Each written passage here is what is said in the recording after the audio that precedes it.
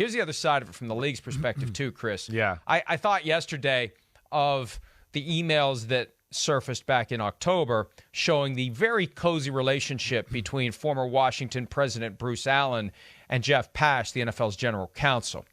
Who in the league office is responsible for not catching the scam?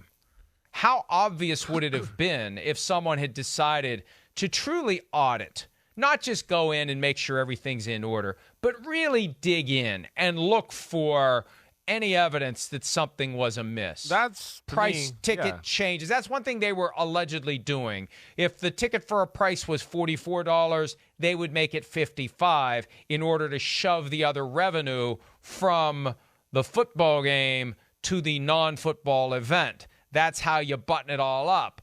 The ticket price was $44, but we put it in the books as $55 and spread the money that way. And there was a number quoted like $162,000 that ultimately was directed from NFL games, ticket sales, to the Notre Dame game that was played at FedEx Field within the past decade. So if you really are looking, could you find it? How thorough was the NFL? And if I'm an owner of another team, that's one of the questions I'm asking. Number one, how did we not catch this? Number two, who's responsible for keeping an eye on this? Who is it that should have spotted this? Because that person's got some explaining to do. That to me was, I think, the first thing, I brought up at, what was that, Monday or Tuesday when we talked about some of this stuff? I can't even remember what day it was.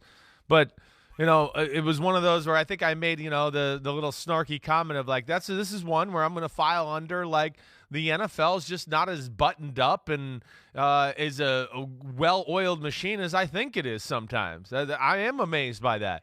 The NFL, as good as they are with their money, and they don't want to spend money on certain things where we go, that's ridiculous. It'll make the game better, and it's chump change. We don't have the right checks and balances there to figure out what teams are doing with their money. I'm surprised by that. Not that I'm an expert in that category or really know anything about it, but I would think that the NFL has someone closely looking over team by team exactly people in the stands, what the revenue was from the soft drinks and the hot dogs and the parking and everything there. And it's like, you can't hide it. That's where I'm just shocked that you're even capable of hiding it, I guess is what I'm saying there. Well, and it may just be that the Commanders knew enough about the loopholes, the incompetence, whatever it may be, that they would get away with it. And it's amazing to me that they didn't bank on one of their disgruntled former employees eventually having an avenue and a platform to talk about it. And, Chris, this all goes back to the Jon Gruden emails. Well, none of this happens unless someone releases the emails that took down Jon Gruden. And I know that there are people who believe those emails came not from the league, not from Roger Goodell, but from Daniel Snyder, that he was pissed off about the punishment he got, even though, grand scheme of things, relative to the misconduct, he should be happy. He should be doing cartwheels, if he even can, in response to the punishment he did receive. But he was just so pissed. That's the theory that's out there, that he was so pissed about what he had to endure that he was going to take somebody down. And again, I'm not saying that happened. There are people who believe that that's what happened. And look, there aren't many suspects for who had the emails. Not many people had these emails or had access to these 650,000 emails from which the Gruden emails came. And clearly, the Washington Commanders had access to them because they were received by servers owned and operated by Daniel Snyder's football team. So clearly, Snyder is one of the handful of suspects to have given these emails to the press to bring down Gruden. And I only point out the possibility unintended that Snyder, consequence, because it's the ultimate step on a rake. Yeah. If you're Snyder, right. It's the ultimate karma. You bring down unnecessarily and gratuitously the older brother of your former head coach. Right. You bring him down, and that is the thing that signs your ticket out of the league. No more owning the team. Oh, and you possibly will be prosecuted. I know. It's amazing when you lay it out that way, especially, Jay Gruden. Yeah, it sounded like there was a good relationship there. To have the hit out on the older brother like you talk about makes it crazier. It does, which, goes back to like the moral integrity question again that we just talked about a little while ago. It's just you wonder about there. All right, so like Mike, where does this go? The NFL's never going to give the emails up for the Beth Wilkinson investigation. That's never going to happen. The Congress is never going to see those. There's just no way, because they're going to find another 1,000 emails with language like Jon Gruden used in those emails from other NFL employees. So that's just not going to happen. It's going to be possibly, allegedly, maybe. But my bet would be that, yes, you're going to find some dirty emails with some improper talk in it, all right? So that's not going to happen. Now, I feel like Congress just needs to just go down this financial path of what we're talking about and not even mess with that area. I mean, because it seems like they're trying to do both, and I don't think you're going to accomplish both here. Well, remember, I firmly believe that the NFL did not provide any of the information that was developed during the Beth Wilkinson investigation, not to protect Daniel Snyder, but to protect other owners from being caught in a similar mess where an employee who's unhappy files a lawsuit, makes a claim. Next thing you know, independent investigator comes in and finds things, and the other owners don't want to be subject to the possibility of losing their team over something that they believe ultimately began with an embellishment, a fabrication, somebody who just was mad because they didn't get a raise or whatever. Because that's how people who get sued, that's how people who find themselves in these controversies think. I didn't do anything wrong. We just have a disgruntled employee making stuff up. I didn't do anything wrong. Why are you here? Why are you investigating me? No, you don't investigate me. I investigate you. I'm the king here. You don't come in here and start looking around and poking around. Nobody wants that, especially not the really rich and the really powerful, because they got a hell of a lot more to lose than the rest of us. So the NFL protected Snyder to protect the rest of them as it relates to the workplace misconduct investigation, I believe, and others who are in a better position to know what went on believe that too. This gives them a way to get rid of him without having to go in the other direction, without having to create a precedent that could be used later against other owners. Well, we got evidence he was screwing us. Well, forget about what he was doing to his employees. We don't care about that. He's screwing us. He's done. You throw on top of it the possibility that a prosecutor will launch an investigation, start handing out subpoenas, showing up, swooping on the team headquarters. Like on tax day in 2013, the feds swooped on the headquarters of Pilot Flying J and launched this investigation that nobody even knew was coming. That's what could happen. And that's what would really take this thing next level. And you have to imagine that somebody's thinking about doing that this letter from Congress is enough to activate the people who are in place to investigate and prosecute crime, because this speaks to evidence of crimes.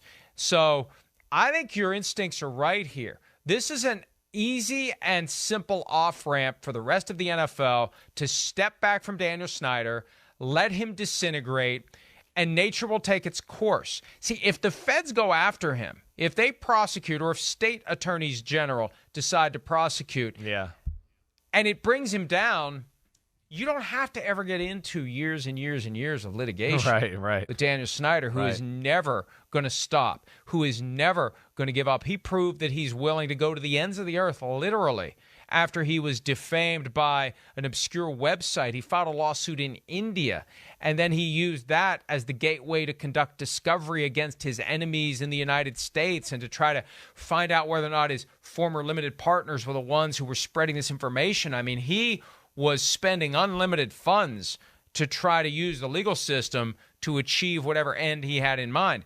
The NFL doesn't have to worry about that.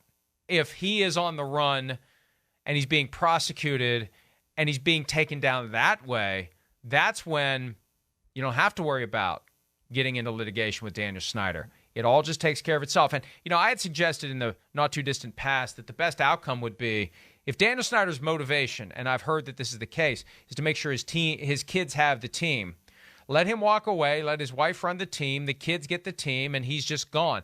I think that the window for that, if there ever was one, it's got to be closed. I think at this point, they're all gone. You got to cut it. They're all gone. Anyone named Snyder is gone.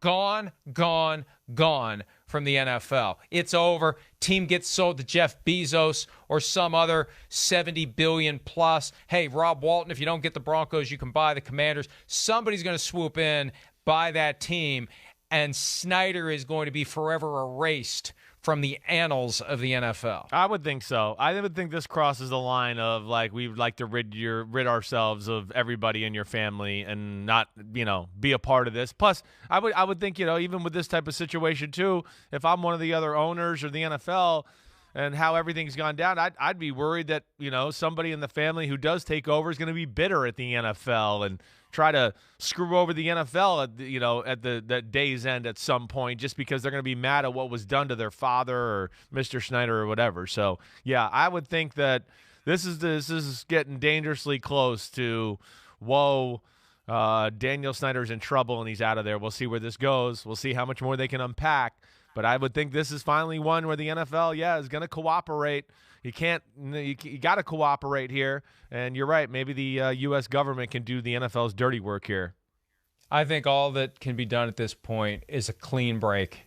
And look, this is setting aside any factual allegations or whatever. I don't know. It's for others to decide what did or didn't happen. But I keep going back to the effort by the NFL in 2007 to beef up the personal conduct policy. When Pac-Man Jones got suspended for the full year, the late Chris Henry got suspended for 8 games. The idea at that point, and I can't believe it's been 15 years already, but the idea at that point was to send the message to the players that it doesn't matter if you didn't get convicted or plead guilty or no contest to any of these crimes.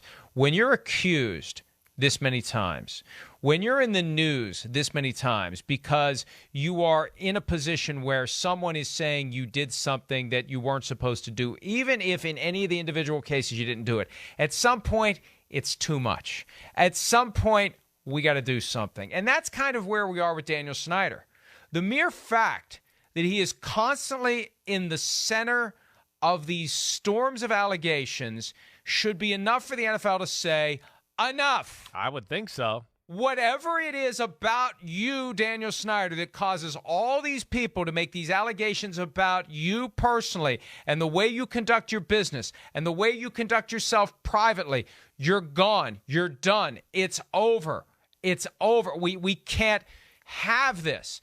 Even if none of the darts ever stick, the fact that there's so many darts in the air at any given time toward one of the 32 owners is bad for the shield. Yeah. They're always worried about the shield. Got to protect the shield, the shield, the shield, the shield. Well, the shield isn't looking so good right now, all thanks to one owner who has to go. Roger, if you're on the treadmill this morning and you flip over from Good Morning Football for a few minutes and we just happen to catch you, Roger, we love you. Get rid of Daniel Snyder, please. I mean, yes. Yes, it's like you always talk about, or we talk about it. The part where, and the last thing I'll say about it is just that always rubs me the wrong way is, of course, the players get held to a standard of, like we've talked about with Deshaun Watson, whatever happens here, he settles the civil suits or whatever. The NFL's still going to go, no, we got to suspend you. It doesn't matter that, you got off or didn't go to jail or nothing really happened legally. There's just too much stuff that was crap that affected the Shield. And players get held to a little bit of a higher standard in a lot of cases than the owners. And, of course, the owners. It's happened time and again. I know. Year after year. It just year after year. Annoys me. They go after the players. They go right. after the players. The idea that and look, this is one of the chapters in Playmakers. Even when an owner does get punished, do they really get punished commensurate with the way a player gets punished? Let me give you a quick example before we go to break. Right. When Joe Irsay got suspended after having a DWI, it wasn't alcohol, but it was medication, and he was suspended multiple weeks of the following season, he still got his money. When a player gets suspended, players got one source of income, one primary source of income. Yeah. Player gets suspended, player doesn't get that money. When an owner gets suspended, nobody takes away any of the money. You just can't watch the game in the stadium. Big freaking deal. Exactly. It's embarrassing and it's a scarlet letter or whatever, but it's not like they're taking 6 weeks of your TV revenue away. Right. It's not like they're making you donate 6 weeks of your box office revenue to charity. So financially, it's not even close to being the same. when an owner gets in trouble. And now, look, I think all bets are off at this point. And I think that the NFL would be very wise not to try to fight this one, but to use this as an opportunity, bless you, to rid themselves of Daniel Snyder once and for all. It was a long time coming. And I think at this point, with every day that it continues, it looks worse and worse and worse for the league that we love, for the sport that we love. This isn't anti-NFL. This is pro-NFL. NFL, if you want to be everything you can be, the thing you got to do right now is tell Daniel Snyder, what's the old line? You don't have to go home, but you got to get the hell out of here. Yeah, right. Yeah, see ya. I'm with you, Mike. I got nothing more to say. I'm good there. All right. Yeah. Hi, I'm Mike Tirico, and thanks for watching. Make sure to hit subscribe for the latest news and highlights from NBC Sports.